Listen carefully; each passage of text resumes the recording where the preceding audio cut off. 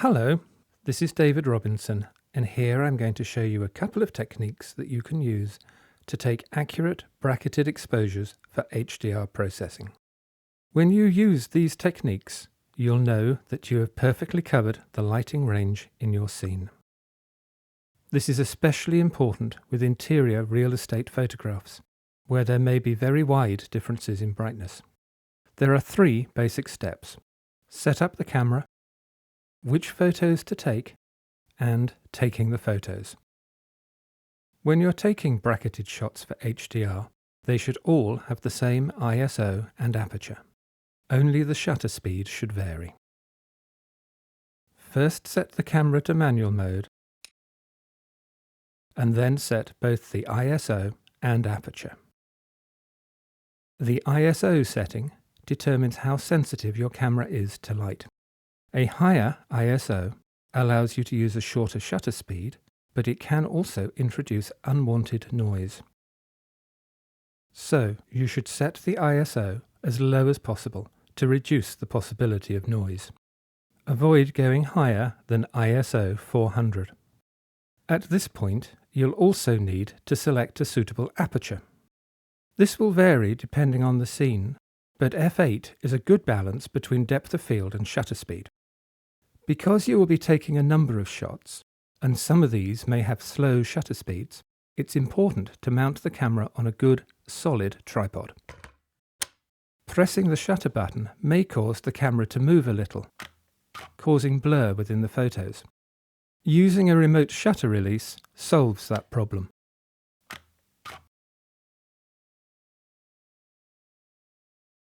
When you're taking a bracketed set for HDR, it's very important that the darkest photo has all the details in the highlights, and that the brightest photo has the details in the shadows. Between these two, you then need to fill in the mid-tones with additional shots.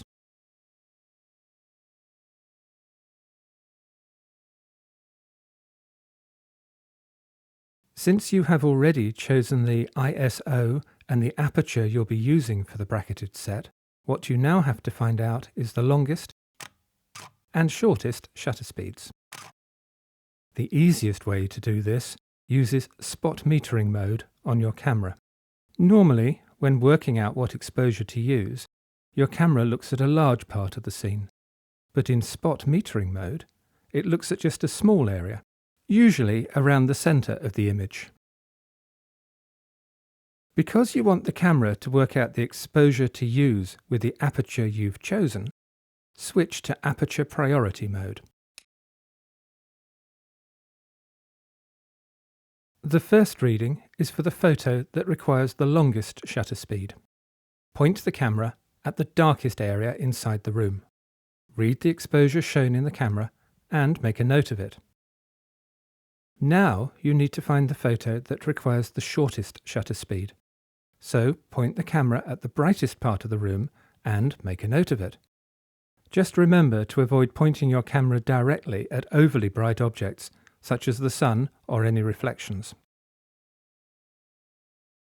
There's another way to determine the longest and shortest shutter speeds, which is more precise but takes a little longer, using the brightness histogram on your camera. Most cameras have a setting that displays a histogram of the brightness levels of photos that have been taken. For this method, keep the camera in manual mode and point it at the darkest area of the room. Now take a test shot.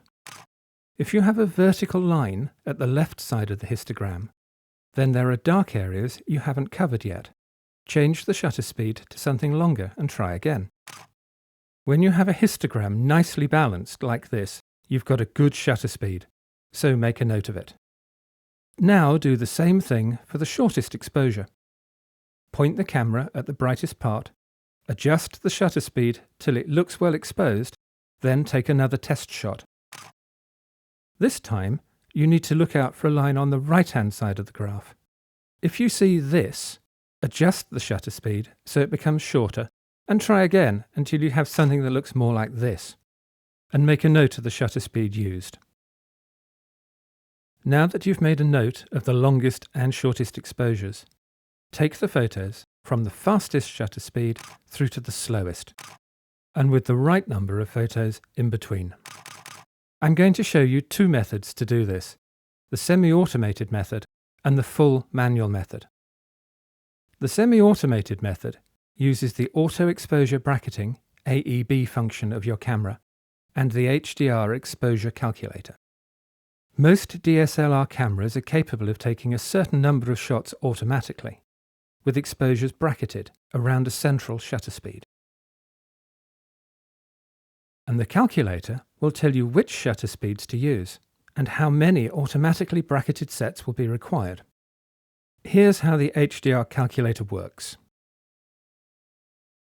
Open the app and, using the readings you noticed earlier, in the first box enter the value for the shadows, which is the shutter speed for the darkest part of the room, the longest exposure.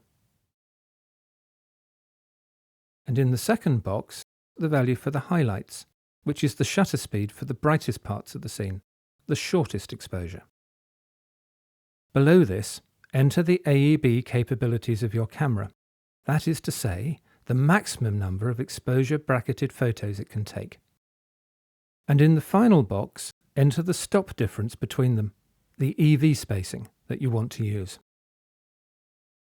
Now click Get Exposures, and the calculator will tell you the exact number of photos to take, the settings for the bracketed set, and how many bracketed sets you'll need using the AEB function on your camera.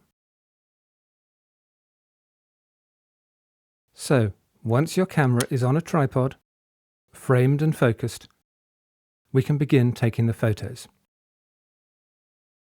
Start by activating the AEB function on the camera, and make sure that the camera is in manual mode. Set the shutter speed to the first value given. Select your bracketed set of 5 photos, and, without moving the camera, take the bracketed set by pressing the remote shutter release. Or, if you're not using one, by pressing the shutter button. If your camera doesn't have an AEB function, or you don't have access to the calculator, then there's another method to get the photos you need. Select Single Shot mode on your camera, and in manual mode, dial in the fastest shutter speed. Now take a photo. Then decrease the shutter speed by 1 stop, also known as 1 EV, and take the next photo. Repeat the process until you reach the point where you've taken a photo with the slowest shutter speed.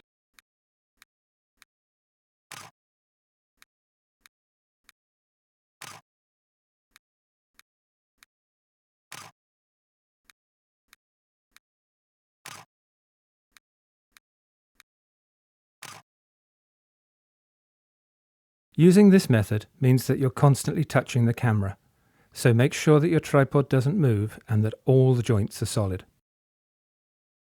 So, here are the important points to remember when taking bracketed sets using the advanced technique. Keep your ISO and aperture unchanged between shots. Use your camera's spot metering function or histogram to work out the shortest and longest shutter speeds. Use the HDR exposure calculator to work out the photos you need.